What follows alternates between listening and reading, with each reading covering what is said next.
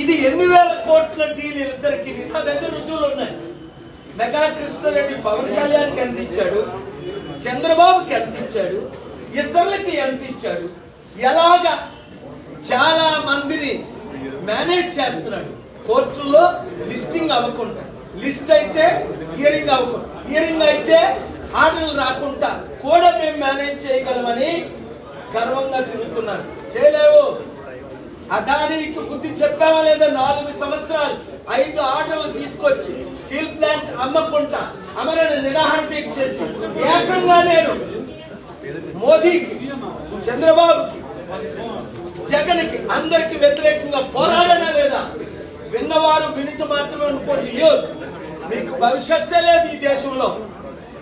నా మాటలు విని ఒక్కొక్కరు 100,000 మంది ఆర్మీగా తయారవ్వకపోతే రాబోయే తెలంగాణ సర్పంచ్ ఎలక్షన్ ఉన్న 3 పార్టీల్ని చిత్తుగా ఓడించకపోతే తెలంగాణ నాశనం అయిపోతుంది, దేశం నాశనం అయిపోతుంది.